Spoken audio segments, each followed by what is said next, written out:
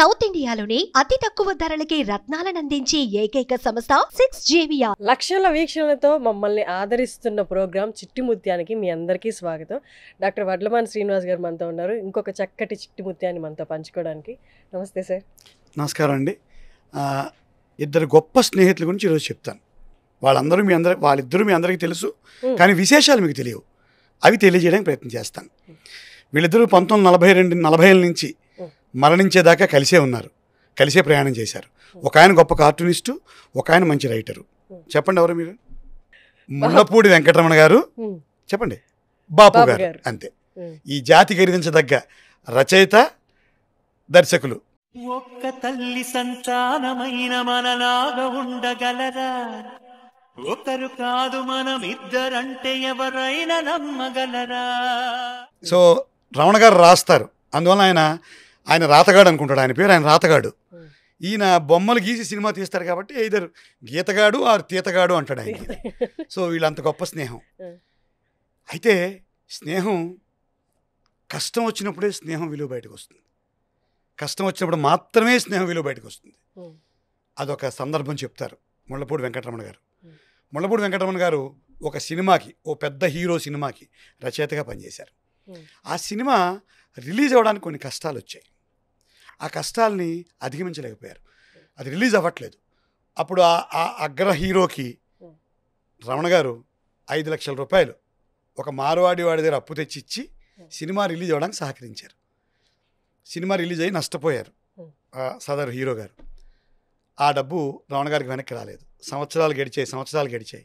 ఈ మార్వాడి 5 లక్షల అప్పు 90 లక్షలకి వెళ్ళింది, అధిక వడ్డీలతో కలిపి. రమణ గారు నైతికంగా ఓ బాధ్యత తీసుకున్నాడు.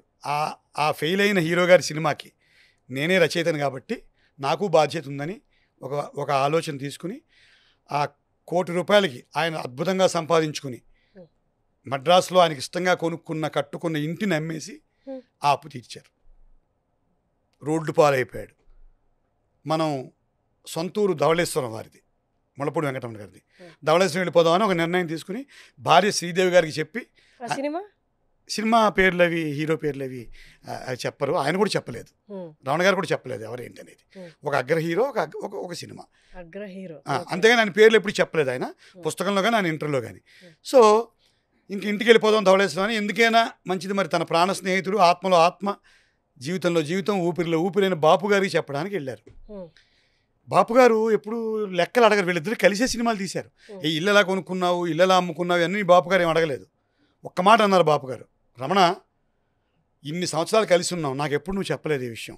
సరే, నీకు డబ్బు చేసింది, జబ్బు చేయడంలాగా నీకు డబ్బు చేసి ఒళ్ళు బలిసి నీ డబ్బు చేసిన ఈ అహంకారంతో నువ్వు డబ్బు తీసుకెళ్ళి వేరే వాళ్ళకి ఇచ్చావు. ఒక హీరోకో కథకుడికో ఎవరికో ఇచ్చావు, పోగొట్టుకున్నావు. ధవళేశ్వరం వెళ్ళిపోవడం ఏంటి? నేనున్నాను కదా, నా ఇంటి మీద మొదటి అంతస్తు నువ్వు వేసుకో అని చెప్పి రిజిస్టర్ చేసి వారి భార్య, వారి పిల్లలు కూడా సంతకాలు పెట్టి ముళ్ళపూడి వెంకటరమణ గారిని బాపు గారి గృహం మీద మొదటి అంతస్తు కట్టుకోవడానికి అవకాశం ఇచ్చి వారు అక్కడే సెటిల్ అయ్యేటట్టు చేస్తూ బాపు గారు ఒక మాట అన్నారు, భగవంతుడు నువ్వు ఈ డబ్బు వేరే వాళ్ళకి ఇవ్వడం ద్వారా మన ఇద్దరికి మేలు చేశాడయ్యా అన్నాడు. ఎలాగా అన్నాడు. ఎలాగా అంటే మళ్ళీ మన ఇద్దరం కలిసి ఒక ఇంట్లో ఉండే అవకాశాన్ని కల్పించాడు భగవంతుడు. మన స్నేహానికి ఇది గీటురాయిగా మిగిలిపోతుందని చెప్పి బాపు గారు చెప్పారు. అని చెప్తూ వాళ్ళిద్దరూ నవ్వుకుంటూ 3 మాటలు అనుకున్నారు. తర్వాత చాలా సినిమాలో కూడా రాశారు. ఎందుకు పెద్ద కష్టం వచ్చింది, ఇల్లు పోయింది, స్నేహితుడి ఇంటి మీద మొదటి అంతస్తుకి వెళ్ళాడు. అహంకారులు, ఆత్మవిశ్వాసులు, చాలా భయంకరమైన గర్వంగా ఉంటారు వాళ్ళిద్దరూ. ఎవరిని లెక్కించే మనుషులు కూడా కాదు. వారిద్దరూ కలిసి 3 మాటలు అనుకున్నారు. ఒకటి, నవ్వు వచ్చినప్పుడు ఎవరైనా నవ్వుతారు, కానీ ఏడుపు వచ్చినప్పుడు నవ్విన వాడే నిజమైన కథానాయకుడు. ఆ రకంగా వాళ్ళిద్దరూ ఏడుపు వచ్చినా నవ్వుకుని కథానాయకులు అయ్యారు. అదేవిధంగా కాల్లో ముళ్ళు దిగితే బాధపడతాం మనం జనరల్గా, కానీ కంట్లో ముళ్ళు దిగలేదని ఆనందపడాలంటారు బాపు గారు, రమణ గారు. సో ఆ రోజు ఆ నష్టాన్ని వాళ్ళిద్దరూ ఈ కంట్లో ముళ్ళు దిగలేదనే ఒక సూక్తిని అన్వయించుకుని ఆనందంగా శాశ్వత జీవితానికి గడిపారు. ఈరోజు కూడా రమణ గారి భార్య అదే ఇంట్లో ఉంటారు. బాపు గారి ఇంటిపై అంతస్తులోనే ఉంటారు. ఇది గొప్పతనం, ఇది స్నేహధర్మం. అంటే స్నేహితుడికి ఇచ్చిన మాటన ఆయన ఈ భూమి నుంచి వెళ్ళిపోయినా కూడా ఆ మాట అలాగే ఉంది.